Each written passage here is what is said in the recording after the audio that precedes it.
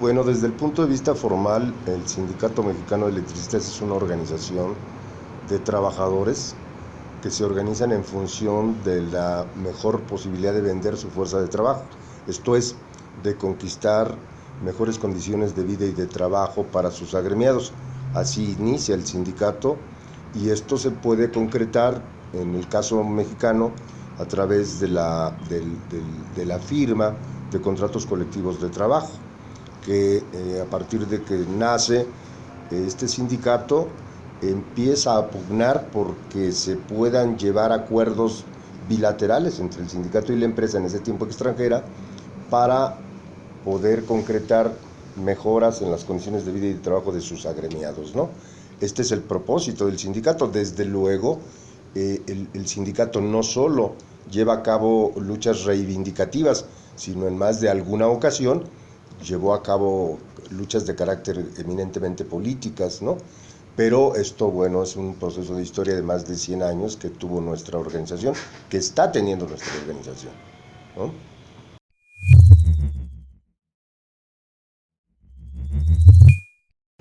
Siempre desde su nacimiento, en diciembre de 1914, el Sindicato Mexicano de Electricistas surge como una organización de resistencia al capital. Siempre planteó una identidad de clase de frente al capital transnacional que dominaba en la industria eléctrica a principios del siglo pasado, con un régimen de gestión capitalista del trabajo opresor. Había mucha represión, no había condiciones generales de trabajo como hoy las conocemos, no había reconocimiento del derecho de huelga ni del reconocimiento de la legitimidad de la organización obrera. Entonces, el sindicato surge en medio de una situación de persecución en contra de quienes buscaban organizarse como sindicato. Y dentro de lo que fue el antecedente de nuestra organización sindical, había una discusión si se debía de constituir como una cooperativa, como una sociedad mutualista, o debía afrontar una lucha en contra del capital. Nuestra organización fue fundada por anarcosindicalistas y socialistas.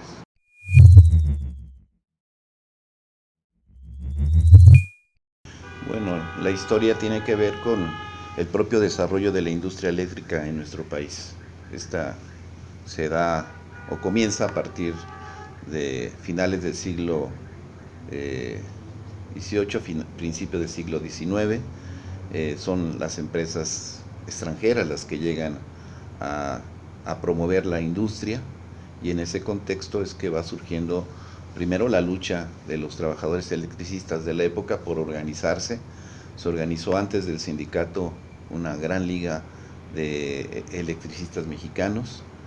Posteriormente esa desapareció y en unos años antes, por el 1911, se renueva esa primera organización en la Liga de Electricistas Mexicanos, con un periódico que se llamaba El Electrón, que ya plantea los principios de clase, la lucha contra el capital, la necesidad de mejorar las condiciones de vida y trabajo, la necesidad del reconocimiento de la organización sindical y el derecho de huelga, ¿no? Las reivindicaciones de la época era la reducción de la jornada de trabajo, ¿no? La prohibición del trabajo infantil, las indemnizaciones por accidente de trabajo, la necesidad de tener convenios colectivos para ir negociando las condiciones generales de trabajo con la contraparte.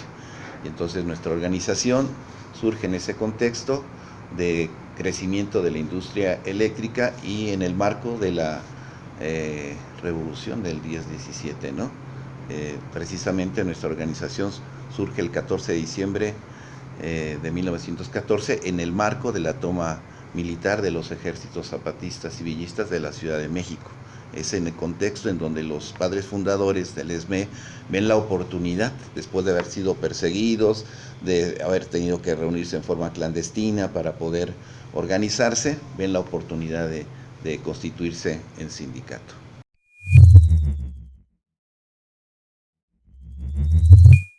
Bueno, nosotros estamos viviendo actualmente un periodo especial de emergencia después de que el presidente Felipe Calderón decretó la extinción de nuestra fuente de trabajo, la empresa pública Luz y Fuerza del Centro, que significó el despido masivo de 44,000 trabajadores, la cancelación del contrato colectivo de trabajo y toda una campaña de exterminio en contra del Sindicato Mexicano de Electricistas. Este acto ilegal de declarar la extinción de este organismo público tenía como fin acabar con 100 años de historia obrera, acabar con el Sindicato Mexicano de Electricistas y acelerar el proceso de privatización del sector energético.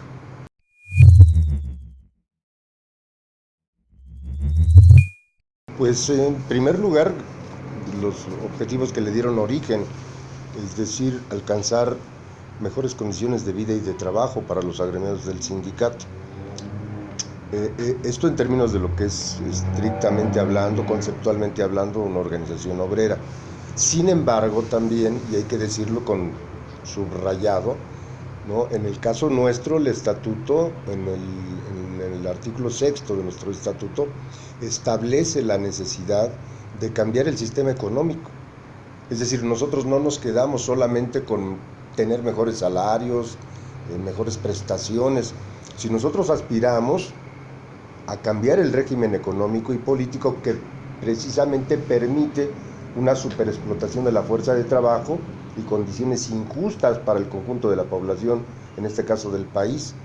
Es decir, nosotros vamos más allá. Nosotros nos planteamos entonces o aspiramos a construir un régimen económico en donde se haga imposible el enriquecimiento de un puñado de personas a costa del trabajo, de la superexplotación del trabajo de la mayoría. Si esto le podemos llamar socialismo, aunque no lo dice expresamente nuestro estatuto, pero es un régimen que andaría por esos caminos, ¿no?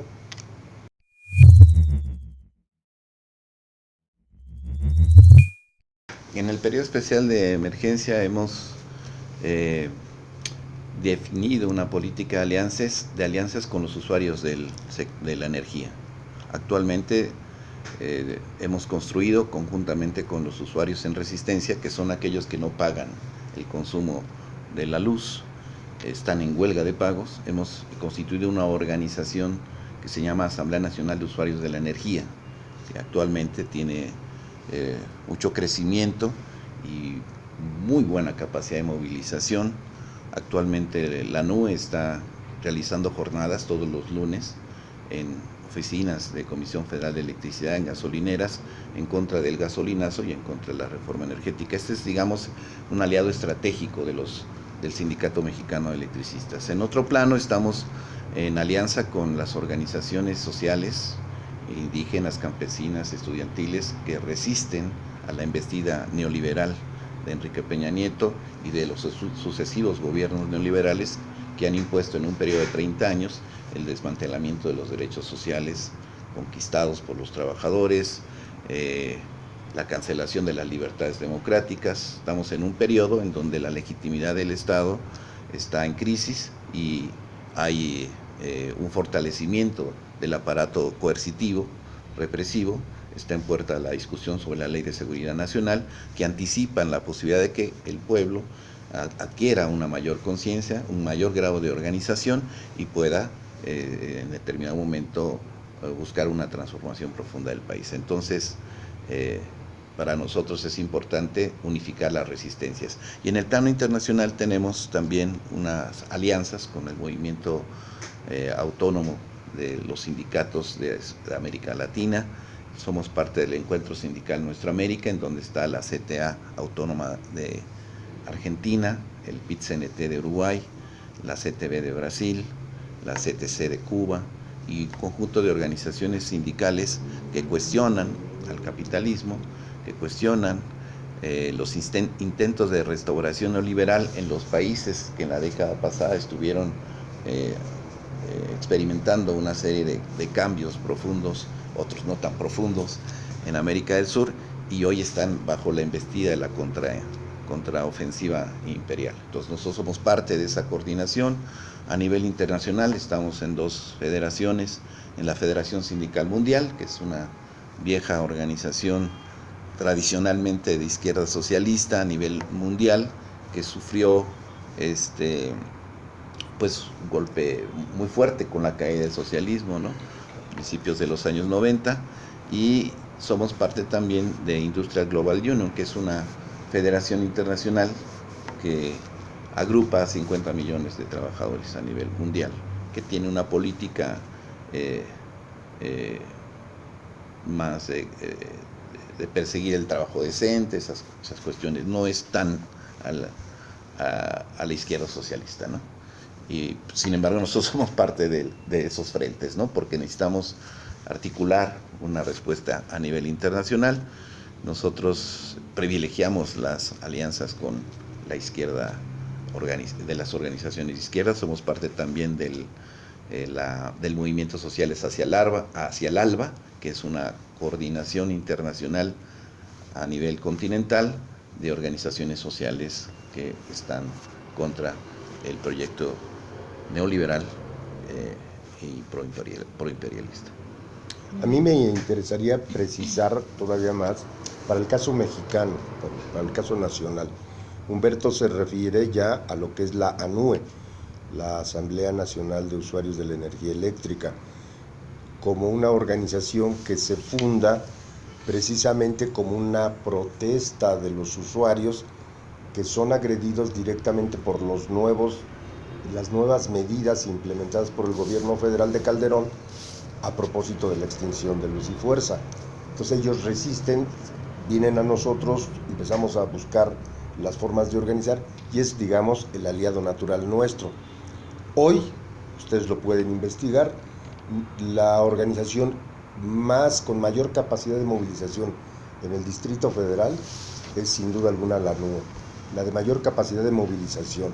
Es decir, que concita movilizaciones con 20,000 gentes y que está continuamente, como ya lo dijo él, todos los lunes haciendo movilizaciones en una gran cantidad de estados de la República, bueno, sobre todo en el centro, pero además poniendo el dedo en el asunto nodal que es el problema de los energéticos, algo fundamental para el presente y el futuro de nuestro país. Pero además, el SME ha venido construyendo, no con pocas dificultades, una confederación de jubilados, pensionados y adultos mayores. Estamos hablando de agrupar alrededor de 12 millones de mexicanos, que muchos de ellos ni siquiera tienen el beneficio de la seguridad social. Son viejecitos que están abandonados absolutamente, empezando por familiares y ya no digamos del propio Estado. Entonces es necesario organizar a estas personas para darles una posibilidad de futuro, aunque el futuro ya esté muy cercano para ellos, ¿no? Pero es necesario organizarlos. Esta es una organización muy importante para nosotros. Y desde luego todo esto estamos haciendo el esfuerzo fundamental de organizar a nuestros compañeros trabajadores en una nueva central de trabajadores clasista, democrática, protagonista, porque, bueno, es evidente que en este país no hay centrales de esta naturaleza, ¿no? Esas cosas nos parecen fundamentales.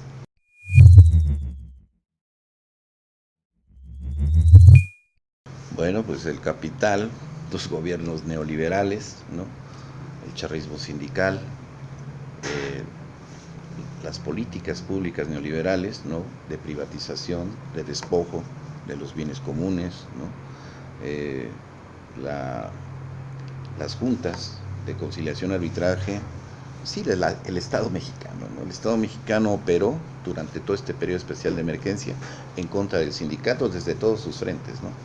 Desde el aparato judicial, el aparato legislativo, el aparato mediático, ¿no? Al servicio del gobierno, para despojarnos de nuestra fuente de trabajo, para acabar con nuestro contrato colectivo, que es la acumulación histórica de muchas luchas a lo largo de 100 años de existencia, y para acabar con una organización sindical de clase que durante décadas estuvo enfrentando los procesos de privatización con la resistencia. El sindicato, antes de la extinción, rechazó en 2 ocasiones consecutivas reformas constitucionales para despojarnos de la exclusividad en la prestación del servicio público de electricidad a los mexicanos. el presidente Zedillo, a finales de los 90, 1999, lanzó una iniciativa muy parecida a la de Peña Nieto, de modificar el artículo 27 constitucional en su sexto párrafo, ¿no? Y privatizar. En esa época nosotros formamos un frente nacional en contra de la privatización del sector eléctrico, con una gran alianza a nivel nacional de organizaciones políticas, organizaciones populares, organizaciones sociales, y logramos echar abajo ese intento de reforma constitucional. Después vino Vicente Fox, que por la puerta trasera, no directamente con una reforma constitucional, sino una reforma a las leyes del sector, buscó también privatizar el sector eléctrico, y también el mismo frente logró echar abajo ese intento de reforma sectorial.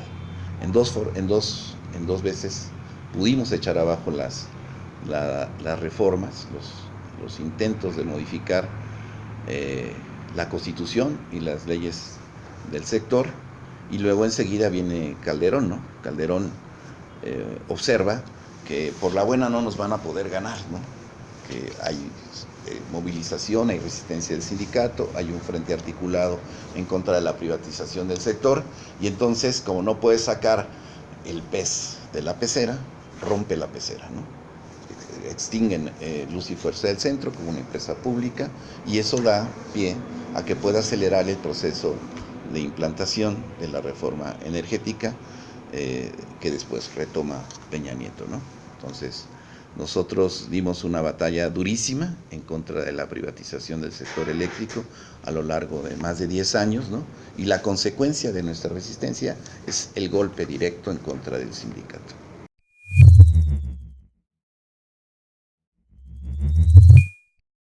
Del nuestro, pues es una larga historia. Pues nos fundamos en el contexto de la Revolución Mexicana del 10-17. Una de las grandes enseñanzas es la autonomía de clase. Nosotros fuimos parte, en su origen, de la Casa del Obrero Mundial. El ESME sale de la Casa del Obrero Mundial cuando ésta decide apoyar al carrancismo en la integración de los batallones rojos para combatir a los ejércitos de Zapata y Villa. Sí, el ESME no está de acuerdo y sale de ahí. Esa es una ruptura muy importante, porque a partir de entonces el ESME siempre ha reivindicado su autonomía de clase respecto a los gobiernos. No en todos los años, en los 100 años de existencia, no siempre ha sido así. También ha habido periodos en donde algún secretario general, ¿no?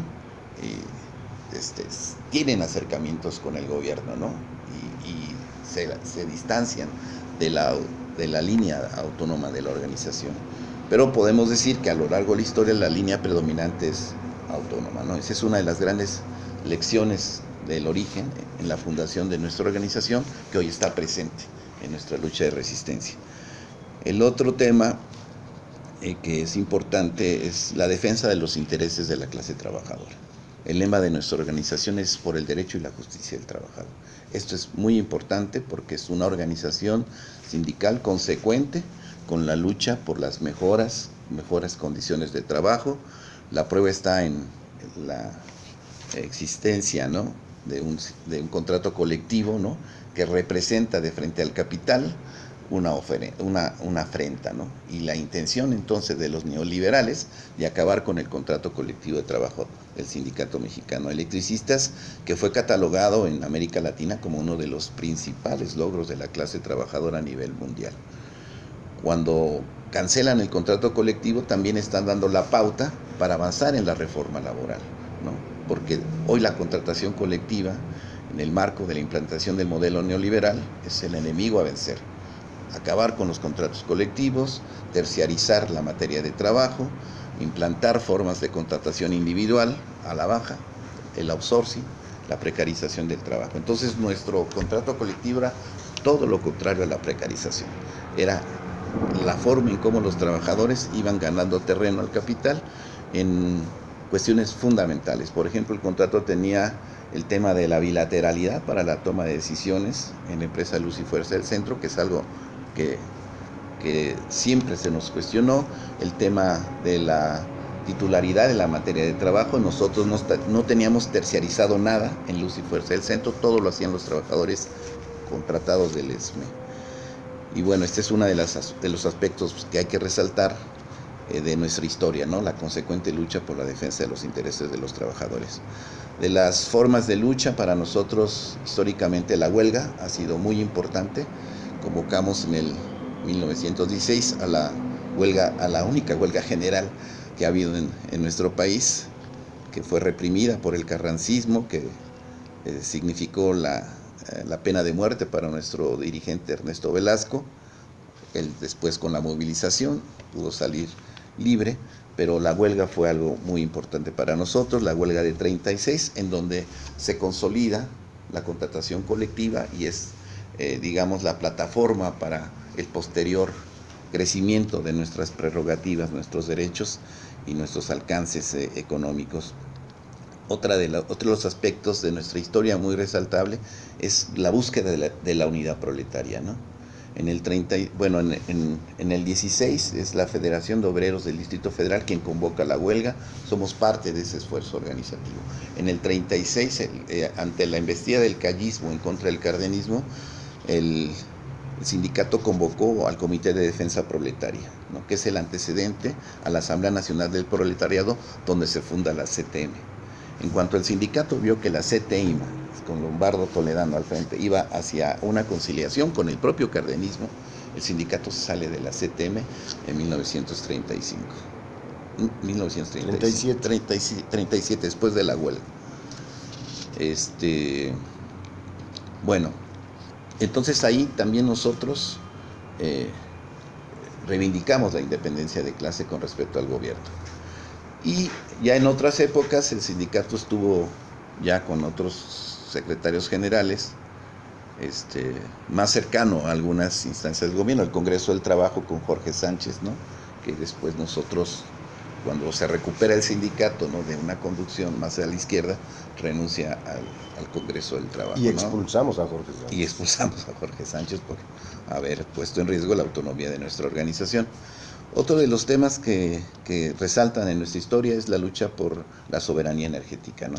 Nuestra organización peleó permanentemente por que el servicio público de energía eléctrica alcanzara a beneficiar a todos los mexicanos, que no estuviera en manos extranjeras, y en 1960 jugó un papel muy importante para la nacionalización de la industria eléctrica. La lucha de resistencia en contra de la privatización era la lucha por la defensa de la soberanía energética de nuestro país.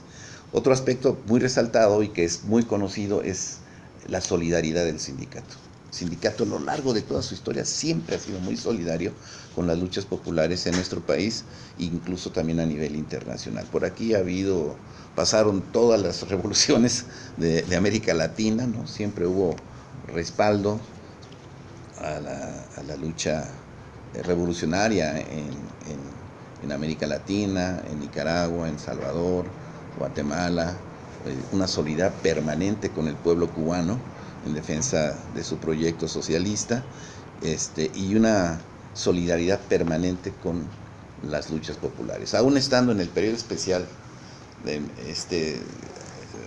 perseguidos, sin dinero, en una situación muy precaria de los trabajadores, aún así fuimos muy solidarios con luchas importantes de este periodo, como la lucha magisterial, la lucha de los pueblos indígenas por la defensa de su territorio, el agua, de sus bienes comunes, por la libertad de los presos políticos. Luchamos por la libertad de Néstor Salgado, del profesor Pachistán, por Mario Luna, del pueblo yaqui. Hicimos una caravana con los yaquis por la libertad del compañero. Y pese a todas las dificultades que hemos tenido durante este proceso, hemos sido muy solidarios con los procesos de América Latina también, con la Revolución Bolivariana de Venezuela. Somos parte de la Coordinadora Nacional de Solidaridad, Coordinadora Mexicana de Solidaridad con Venezuela. Y bueno, hemos jugado un papel muy activo en la solidaridad por las luchas de resistencia en contra del neoliberalismo. Y otra de las cosas que también nos destaca es el internacionalismo proletario, que es otra de las cuestiones que nos ha llevado a buscar una articulación internacional para enfrentar esta fase del capital, ¿no? El neoliberalismo.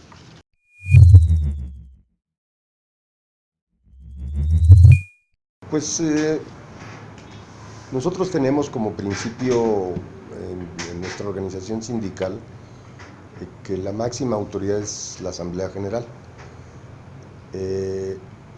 Somos extraordinariamente respetuosos del estatuto, salvo que ha habido un grupo pequeño que fue el que promovió la división interna del sindicato un poco antes del decreto de extinción y que abrió la posibilidad del golpe a nuestra organización sindical. Ellos, nunca antes nadie había sacado un conflicto del sindicato fuera de sus propios marcos. Todo, completamente todo se resolvía en el marco del sindicato. Hubo incluso, de hecho, elecciones sumamente peleadas, cuya diferencia fueron 100 votos para la definición de un secretario general, y siempre se resolvieron internamente. Este es el primer caso donde un candidato a secretario general no acepta una decisión de la organización y recurre a organismos externos. Eso posibilitó la intervención del gobierno en los asuntos internos del sindicato. Por fuera de ello, somos extremadamente cuidadosos con el estatuto. Y en el estatuto se establece, a diferencia de todos los demás sindicatos, en donde el secretario general determina prácticamente todo, aquí no, aquí es la Asamblea General. Se convoca a Asamblea General para discutir determinado tema, se presenta la información, se discute y se toman acuerdos.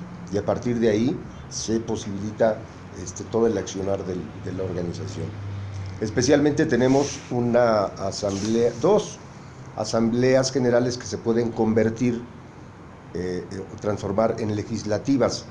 Una es legislativa de pactos, que es cuando la organización determina afiliarse o integrarse a alguna organización nacional o internacional o formar nuevas, ¿no? Y la otra es una asamblea que también se puede convertir en legislativa para modificar su estatuto, cuando se considera que hay lugar a modificar alguna norma, alguna especificidad de la norma interna para hacerla más adecuada a la nueva realidad. Procesamos esa discusión.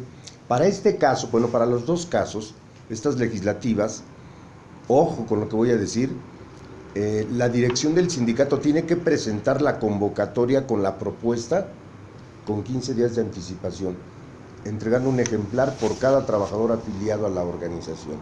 ¿Para qué? Para que cada trabajador sepa qué se va a discutir y tenga él, por lo tanto, la posibilidad de modificar la propuesta presentada o enriquecerla o de plano desecharla. Son las dos asambleas que se pueden constituir como legislativas para esos propósitos. Entonces, nuestra forma de organización es efectivamente la Asamblea General. Y quiero subrayar otra cosa: dentro de los derechos que tienen los afiliados al sindicato está el establecer grupos políticos, cosa que no existe en otros sindicatos. Aquí tú puedes organizar el grupo que tú desees, contando con más de 10 compañeros. Y aquí tú puedes sacar una opinión, puedes firmarla y no puede ser motivo de persecución tu punto de vista.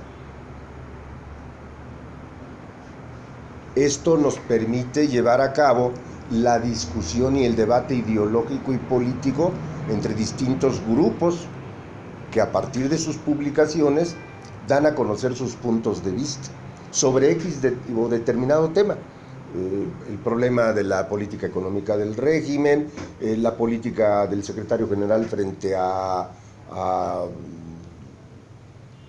la relación con el jefe de gobierno, X. Lo que se nos ocurra puede ser debatido entre los distintos grupos políticos a partir de sus publicaciones. E insisto, jamás será motivo de persecución una publicación que vaya firmada. Si tú no firmas, entonces se considera eso como un anónimo y eso lacera la credibilidad de los grupos políticos. Si a ti no te persiguen cuando emites un punto de vista firmado, entonces no hay necesidad de que tú lo hagas de manera clandestina.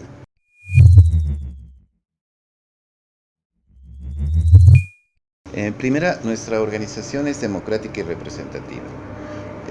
Nuestra organización se estructura a partir de las materias de trabajo de luz y fuerza del centro, ¿no? Nos organizamos en departamentos, secciones, digamos por especialidad, y territorialmente en divisiones. División, 11 hermanas divisiones tenemos, 12 con la de Distrito Federal. Bueno, entonces los trabajadores de base se representan departamental, seccional y divisionalmente, eligiendo en forma directa, por voto directo y secreto, a sus representantes departamentales, seccionales y divisionales. Estos, a su vez, ya reunidos en pleno, constituyen el organismo de dirección intermedia del sindicato, que se llama Comisión de Trabajo, que es la asamblea de los representantes, tanto departamentales, seccionales como divisionales. En esta asamblea se discuten pues, los temas, ¿no?, relacionados con la aplicación del contrato colectivo, las coyunturas políticas a nivel nacional, aspectos que tienen que ver con la táctica de lucha del sindicato, etcétera, ¿no? Pero la máxima instancia de toma de decisiones es la Asamblea General. La Asamblea General es representativa de todos los departamentos y secciones.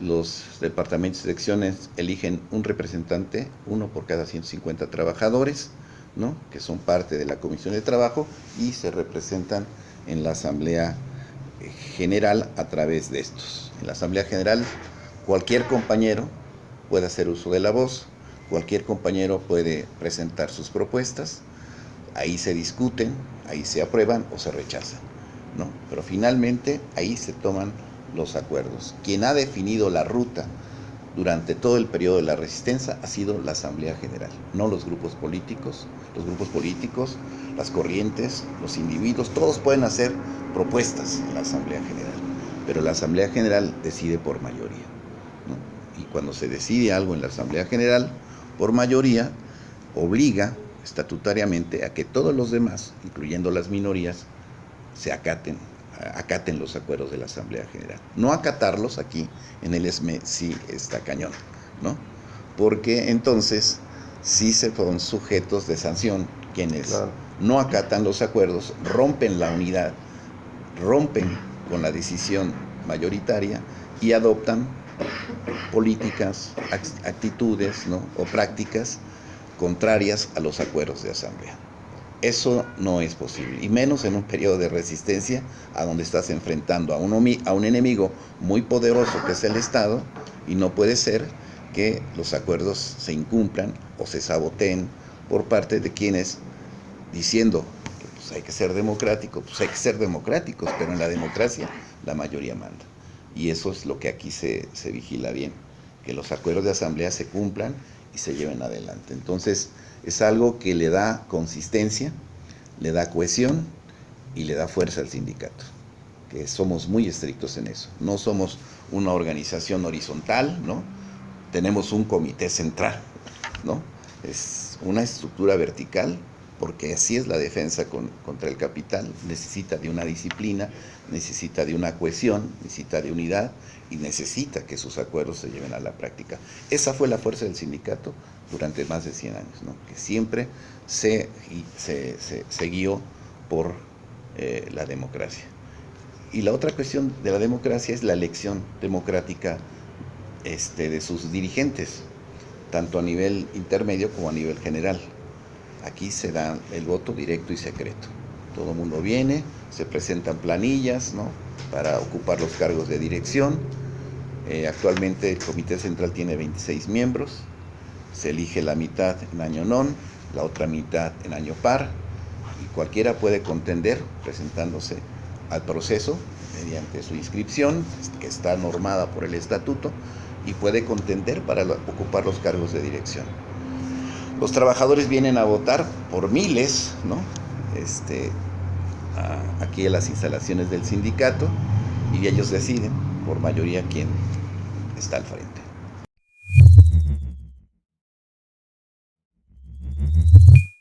La comisión de trabajo, este órgano intermedio del sindicato, es la que operativiza los acuerdos de la Asamblea General, ¿no? Ahí ya sobre la base de los acuerdos, ahí se discute cómo se implementan, ¿no?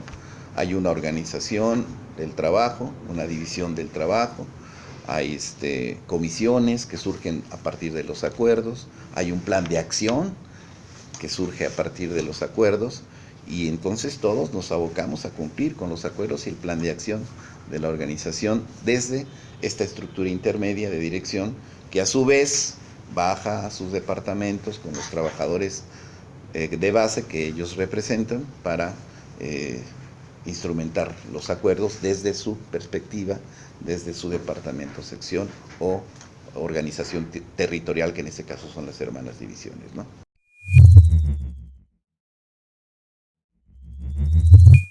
Bueno, vamos a decir que aquí está la base trabajadora, ¿no? Como decía yo, que es el reflejo de la estructura organizacional del trabajo en Luz y Fuerza del Centro. Entonces aquí tienes departamentos, los departamentos tienen secciones. Un ejemplo, yo soy del departamento de cables subterráneos, el compañero es jubilado de ahí mismo. Nosotros teníamos un departamento que se llama cables subterráneos y teníamos 3 secciones dentro del departamento. La sección de cables subterráneos, instalación y mantenimiento, la sección de cables taller, y la sección de operación. Cables operación. Cada una de esas secciones tenía autonomía, es decir, elegía su propia representación como parte del departamento. La otra estructura es territorial, que son las divisiones.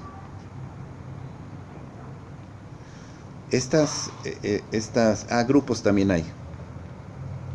Grupos, por ejemplo, técnicos profesionales, como grupo de ingenieros, grupo de secretarias, grupo de los 19.1, que son grupos como técnicos más profesionistas y oficios, que están transversalmente en toda la estructura organizacional del trabajo de Luz y Fuerza del Centro. Todos estos entonces tienen sus representantes electos en forma directa por los trabajadores, ¿no? Anteriormente era cada año hacíamos una elección para renovar estos puestos, ¿no? Después estos integran la comisión de trabajo, ¿no? El pleno de los representantes integran la comisión de trabajo. Algo así como un consejo de representantes, el famoso CGR, por ejemplo, puede ser de una facultad. Okay. Por ejemplo, los jefes de grupos se reúnen, bueno, pues es el CGR de la facultad. Algo así, eso es la comisión de trabajo. Y acá está el comité central, que se elige de forma directa también por la base, ¿no? No es como en otros sindicatos, que esta instancia intermedia, ¿no? En congreso o en convención elige al comité central. Aquí no, nosotros elegimos de manera directa, voto directo individual. Lo hacíamos cada 2 años. En el periodo especial tuvimos que ampliar los periodos de manera coyuntural. Después la organización sabrá cómo se establece, porque resulta que la contienda electoral a donde se disputó la Secretaría General previa al golpe fue la coyuntura para que el Estado interviniera, ¿no?, en el proceso interno de la organización. Cooptó a 3 miembros de la dirección de 26, pues les dio dinero a puños, ¿no?, con la complicidad del director de Luz y Fuerza del Centro, Jorge Gutiérrez Vera, y eso hizo que la contienda fuera tremenda, ¿no? Sin embargo, perdieron, y después de que perdieron, no reconocieron el triunfo legítimo, ¿no?, de Martín Esparza, y entonces no le entregan la toma de nota, nos dejan en la indefensión jurídica, sin secretario general, ¿no? Y es en ese contexto donde viene el golpe de extinción de Luz y Fuerza del Centro. Y entonces estos se eligen directo, no hay intermediación, no es una asamblea, no es una convención, no es un congreso, como sucede en otros sindicatos, de donde surgen, ¿no? Es decir, que solamente los delegados eligen a a la dirección, no, aquí se elige desde abajo. Y son comité central y comisiones autónomas, ¿no? La Comisión Autónoma de Justicia y la Comisión Autónoma de Hacienda, que esas se encargan por velar que este organismo cumpla con la norma estatutaria, ¿no? Básicamente esto es. Entonces hay elecciones aquí, ¿no? Hay asambleísmo aquí, asambleas departamentales, asambleas seccionales, asambleas de grupos, asambleas divisionales. Todo el tiempo hay asambleas y todo el tiempo hay elecciones, ¿no? Hasta antes del periodo especial. Y esta instancia es la que se reúne para operativizar los acuerdos de nuestra máxima. La Asamblea General. Este es el organismo máximo de decisión. Obliga al Comité Central, obliga a la Comisión de Trabajo, obliga a las representaciones departamentales y seccionales a cumplir con un acuerdo. Por eso es que es muy estricto este mecanismo, porque es lo que nos dio la fuerza para resistir. Si nosotros hubiéramos tenido una democracia horizontal, vamos a decir, ¿no? Con miles de expresiones, ¿no? Que adoptan su propia táctica y su propia estrategia por fuera, ¿no? Pues hubiera sido un caos.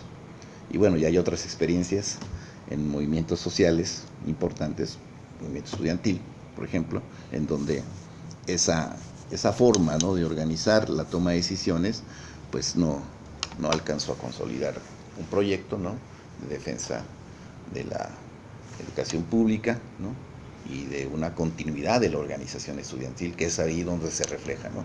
No tenemos una organización estudiantil consolidada a nivel nacional que pueda organizar la lucha en defensa de la educación pública. Hay muchas luchas dispersas, pero es de las cosas que nosotros creemos que hace falta construir.